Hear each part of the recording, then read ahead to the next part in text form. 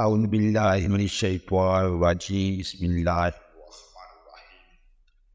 السلام علیکم ورحمۃ اللہ وبرکاتہ۔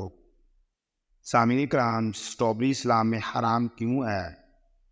پیارے نبی صلی اللہ علیہ وآلہ وسلم کا فرمان سن رہے ہیں، اسٹرابری حرام ہے یا حلال؟ کیا یہ دوزخ کا پھل ہے؟ رسول کریم صلی اللہ علیہ وآلہ وسلم نے فرمایا، اگر زقوم کا ایک قطرہ بھی دنیا میں گر پڑے تو دنیا والوں کے لیے ان کی زندگی برباد کر دے، تو ان لوگوں کا کیا حال ہوگا جن کا یہی کھانا ہے؟ بے شک کانٹے دار پھل کا درخت ہے، بڑے نافرمانوں کا کھانا ہوگا، پگھلے ہوئے تانبے کی طرح وہ پیٹوں میں کھولے گا، کھولتے ہوئے پانی کے جوش کی مانند۔ یاد رہے کہ اسٹرابری کے بارے میں مختلف سوالات گردش کرتے رہتے ہیں کہ کیا اسٹرابری کھانا حرام ہے؟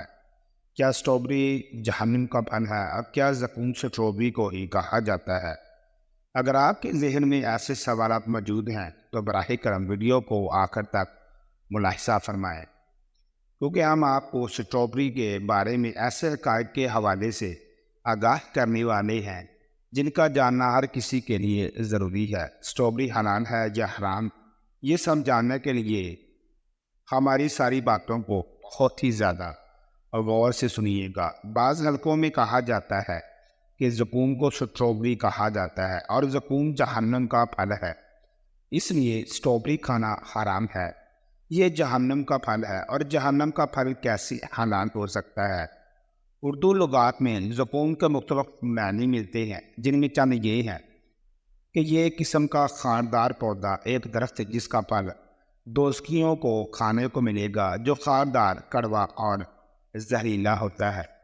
دوزخ کا ایک درخت جسے دوزخی اپنی خوراک حاصل کریں گے۔ یاد رہے یہ پودا خاردار ہے۔ اور ایک بات بھی آپ کو بتاتے چلیں کہ تھوہڑ جس کا پھل کڑوا بھی ہوتا ہے اور اس کا نام زقوم بھی ہے، لیکن اس کے باوجود بھی اس پھل کے حرام ہونے کی کوئی بھی دلیل موجود نہیں۔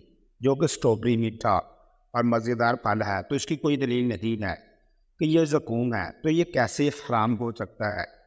تو ساری گفتگو کا حاصل یہ ہے کہ اسٹرابری حرام نہیں ہے۔ تو یاد رہیں گے اسٹرابری کا نام اگرچہ زقوم ہوگا، لیکن یہ نام عربی والا نہیں ہو سکتا اور اس کے معنی وہ نہیں ہو سکتا جو کہ عربی والے زقوم کا ہوتا ہے، بلکہ اسٹرابری خشک نما ذائقے دار پھل ہے جو دنیا کے تقریباً تمام ممالک میں پایا جاتا ہے، جو کہ لاطینی زبان سے عربی زبان میں منتقل ہوا ہے۔ معلوم ہوا کہ جو لوگ اسٹرابری کو زقوم کہتے ہیں وہ غلط ہے، اس کو تو دوسرے نام سے پکارا جاتا ہے۔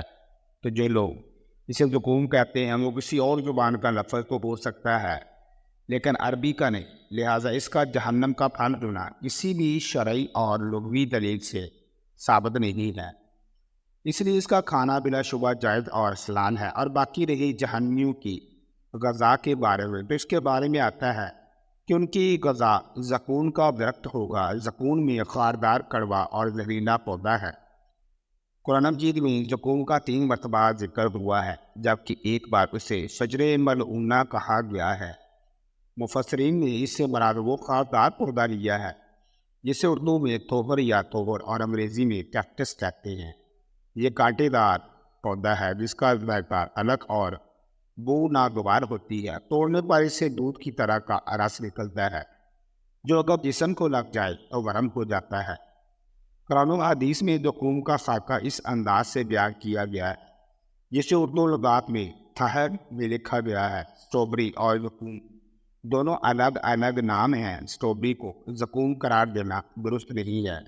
ایک ذائقہ دار پھل ہے جس کو عربی اسٹرابری بے فراق وولتا کہتے ہیں، اس کا جہنم کا پھل ہونا کسی بھی شرعی دلیل سے ثابت نہیں ہے۔ اس کا کھانا بلا شبہ جائز اور حلال ہے۔ باقی جہنمی کی غذا کے بارے میں آتا ہے کہ ان کی من جملہ غذا زقوم کا درخت ہوگا۔ زقوم ایک خاردار، کڑوا اور زہریلا پودا ہے جسے اردو لغات میں تھوہڑ کا پودا لکھا جاتا ہے۔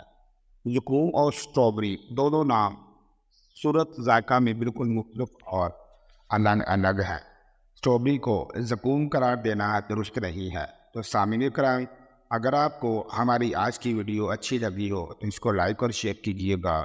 مزید اسی طرح کی ویڈیو دیکھنے کے لیے ہمارے چینل کو سبسکرائب کریں۔ جزاک اللہ خیرا۔